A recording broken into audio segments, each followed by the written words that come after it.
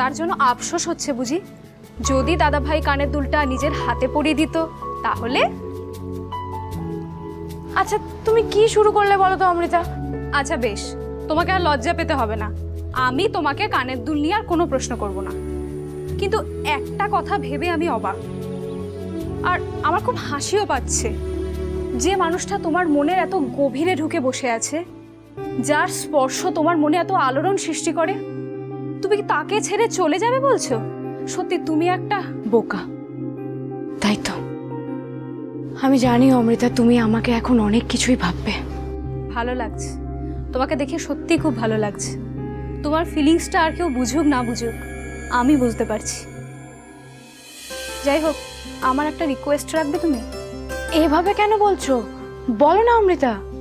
বলছিলাম, আমার মনে হয় তোমার একবার দাদাভাইকে ফোন করা উচিত।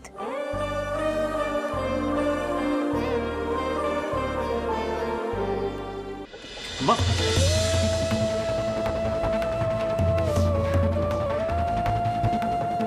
কি হলো মা? এত তাড়াতাড়ি আপনি হাল ছেড়ে দিলেন? শুধু কানে শুনেই আপনার এই অবস্থা দেখুন। আর আমি তো সবটা নিজের চোখে দেখে এসেছি। তারপরেও আপনাদের ছেলেকে আমি সহ্য করে যাচ্ছি। দাদা ভাই অন্য মেয়ের প্রেমে পড়েছে? এটাও সম্ভব? এতদিন আপনারা আমাকে যা নয় তাই বলে গেছেন। আমি চুপচাপ সবটা সহ্য করে গেছি, শুধুমাত্র আপনার ছেলের কথা ভেবে। তখন তো আপনাদের মনে হয়নি যে আমিও আর পারছিলাম না, আমাকেও ক্ষমা করে দেওয়া উচিত? আমিও একজন মানুষ।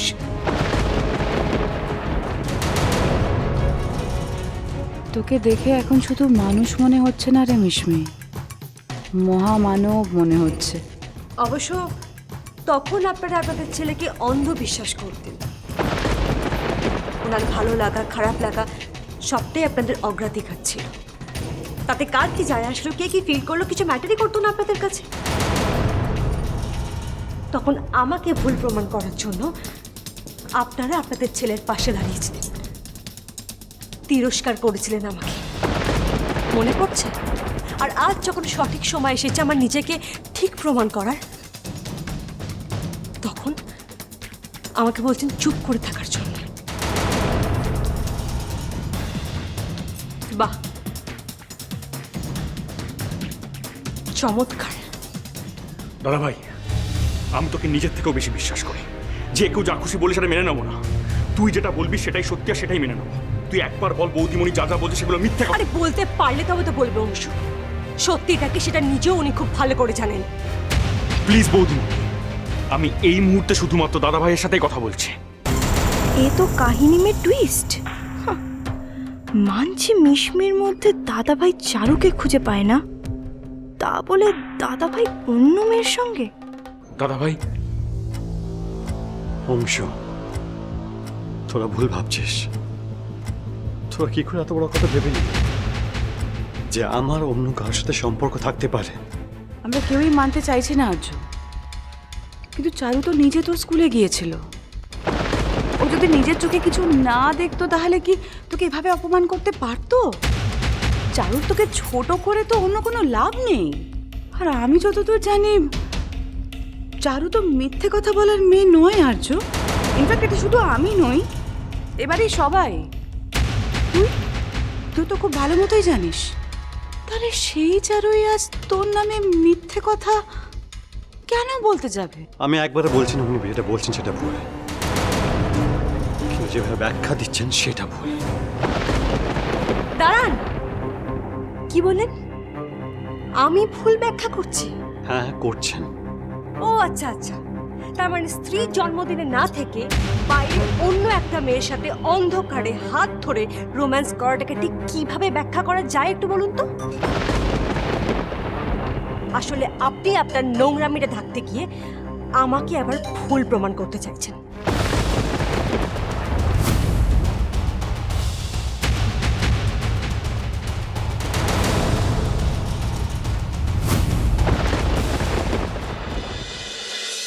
বাহ, তুমি তো খুব স্বার্থপর। কেন অমৃতা? কেন আবার? তোমার জন্য দাদাভাই আজ এতক্ষণ স্কুলে ছিল, আর এই ঝড় বৃষ্টির মধ্যে দাদাভাই ঠিকমতো বাড়ি পৌঁছলো কিনা তোমার তো একবার জানা উচিত। না, অসম্ভব। অসম্ভব কেন?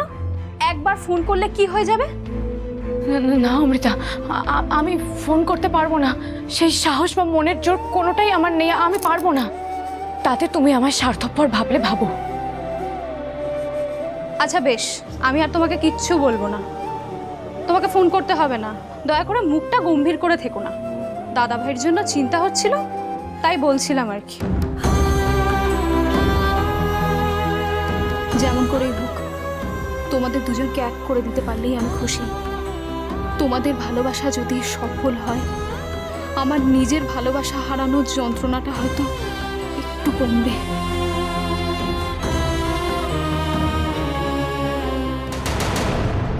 অমৃতা, বলছিলাম আমি খবর নাই বা নিতে পারলাম।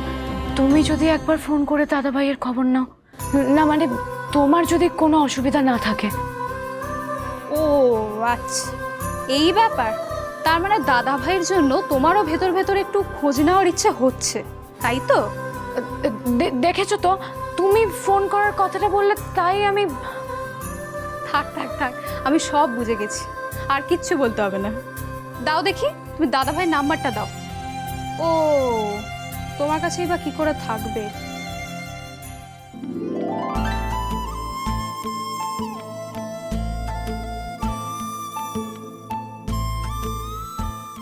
দাদা ভাইয়ের ফোন নাম্বারটা তো তোমার পুরো মুখস্থ। চারু, আমি এখনো জোর দিয়ে বলছি, ভুল আমার মধ্যে নয়, ভুল আপনার মধ্যে আছে। ভুল আপনার দেখায় আছে, ভুল আপনার চিন্তায় আছে। হ্যাঁ, আমি মানছি আমি ওনার সাথে ছিলাম, কিন্তু আমার সাথে ওনার কোনো গোপন সম্পর্ক নেই, যার জন্য আপনি এত বড় সিন ক্রিয়েট করছেন।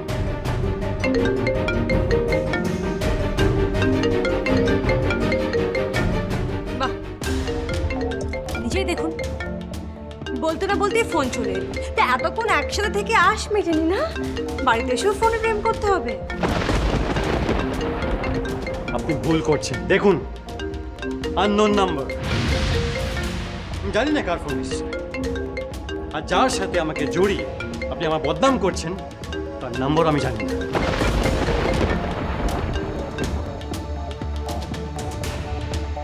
হ্যাঁ, হ্যালো, কে বলছেন? আর্যবাবু, আমি চন্দ্রিমার বোন বলছি। হ্যাঁ, বলুন। আপনাকে কি ডিস্টার্ব করলাম? না না, একেবারেই না, আপনি বলুন না। আসলে আমি আর চন্দ্রিমা খুব চিন্তা করছিলাম এই দুর্যোগের মধ্যে আপনি ঠিকমতো বাড়ি পৌঁছাতে পারলেন কিনা, তাই জন্যই ফোন করেছিলাম। থ্যাংক ইউ, আমি ঠিকমতো পৌঁছে গেছি, কোনো অসুবিধা হয়নি। আর আমাকে ফোন করার জন্য থ্যাংক ইউ সো মাচ। তবে আপনারা? হ্যাঁ, আমরাও ঠিকঠাক চলে এসেছি। বেশ। আচ্ছা, চন্দ্রিমা ঠিক আছেন তো? চন্দ্রিমা? এটা কার কানের দোলার্য? চারুর? হ্যাঁ, চারুর। না না, চারু না, অন্য কারোর। তার মানে মিশমি যেটা বলেছে সব সত্যি? কি বলবো দাদাভাইকে? আমি জানি না। হ্যাঁ আর্যবাবু, আমরা ঠিক আছি, আপনি রেস্ট নিন। Good night. হ্যাঁ, গুড নাইট।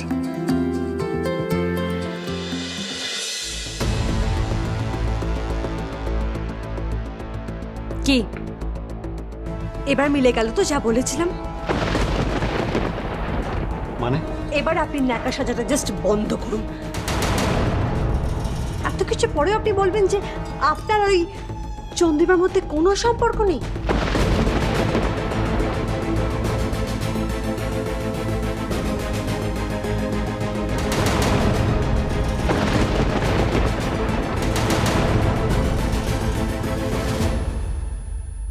হ্যাঁ, ওনার সাথে আমার সম্পর্ক আছে।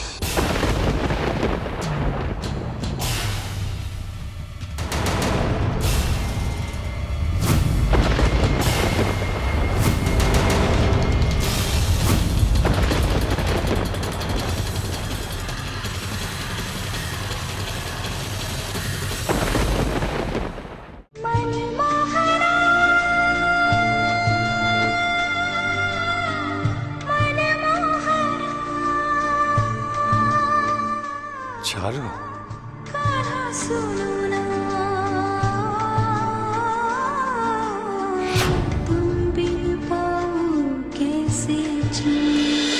मुझे बातें